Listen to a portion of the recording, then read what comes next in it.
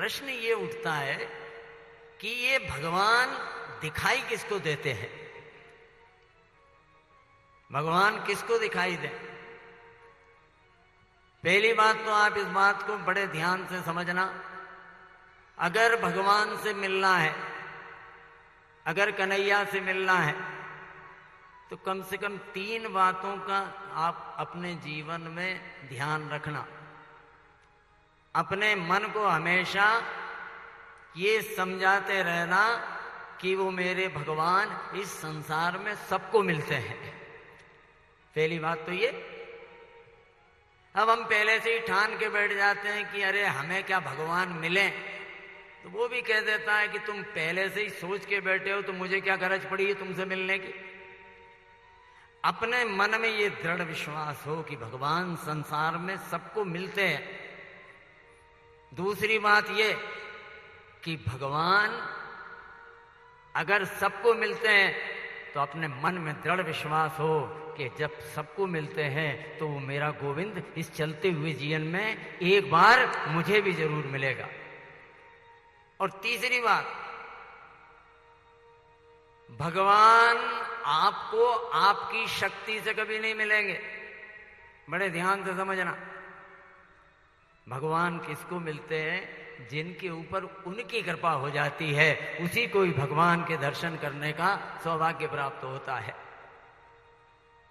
महाभारत के युद्ध में भगवान कृष्ण ने अर्जुन को अपना कौन सा रूप दिखाया था? विराट स्वरूप। विराट स्वरूप चींटी जैसा होता है कि बहुत विस्तृत होता है, बड़ा होता है? बड़ा होता है ना। तो लाखों इधर कौरव खड़े हैं, लाखों इधर पांडव खड़े हैं, ये विराट स्वरूप दिखाई किसको दिया? किसको? हाँ, 2 लोगों को। बताइए कौन कौन जी? अब ध्यान से सुनो। हाँ बाप, विराट स्वरूप किसी को भी दिखाई नहीं दिया था। विराट स्वरूप किसी को भी दिखाई नहीं दिया। अर्जुन डर के मारे थर थर कांपता हुआ भगवान के चरणों में गिर गया और भगवान के चरणों में गिरकर कहा कि प्रभु मुझे कुछ दिखाई नहीं दे रहा है। फिर भगवान ने कहा, देखो भगवान की कृपा होगी जब दिखाई देंगे। भगवान ने कहा कि जो दृष्टि तूने अभी खोल के रखी है, ये तो चर्म चक्षु है, चमड़े की आंखें हैं, और प्यारे चर्म चक्षु से मेरे दर्शन हो ही नहीं सकते हैं। फिर भगवान ने क्या करा? भागवत गीता में भगवान कह रहे हैं, दिव्यम ददामि ते चक्षु पश्यमि योगमीश्वरम। ले अर्जुन, मैं तुझे वो दृष्टि दूं जिस दृष्टि से तू मुझ परम पिता परमेश्वर का दर्शन कर सके। भगवान ने मस्तक पर हाथ रखा अर्जुन के, चर्म चक्षु बंद हुए, ज्ञान चक्षु खुले और अर्जुन को भगवान के उस विराट स्वरूप के दर्शन करने का सौभाग्य प्राप्त हुआ। भगवान कृपा करें तब दर्शन होते हैं।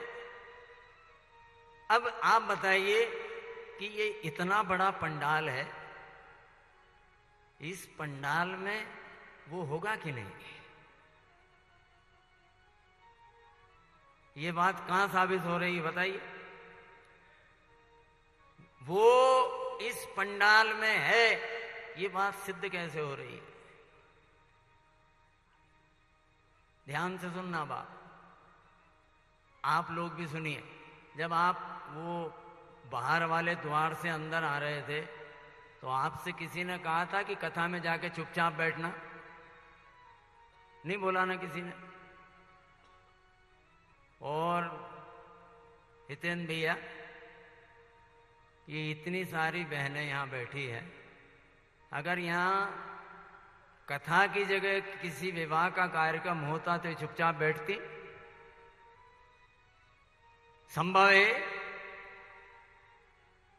कोई एक बताता है कि सबसे छोटा चुटकुला कौन सा है, तो सबसे छोटा चुटकुला बताया कि एक कमरे में 20 बहनें बैठी हैं और 20 ही चुपचाप बैठी हैं। इससे बड़ा चुटकुला दूसरा कोई नहीं हो सकता। आप सब शांतिपूर्वक बैठे हो,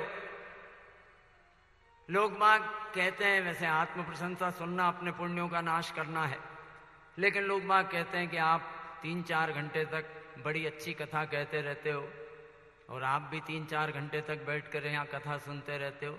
ये हमें बोलने और आपको सुनने की शक्ति देने वाला कौन है? वो परमात्मा है ना। इसका मतलब ये बात सिद्ध हो रही है कि हम यहाँ 3-4 घंटे बैठकर कथा सुन रहे हैं और हम यहाँ बैठकर कथा कह रहे हैं, यानी इस पंडाल में हमारा गोविंद विराजमान है, हमारा कृष्ण विराजमान है। आप हमारे संत वाणी चैनल को सब्सक्राइब करें, वीडियो को लाइक करें, शेयर करें और हाँ, बेल आइकन पर क्लिक करना बिल्कुल ना भूलें।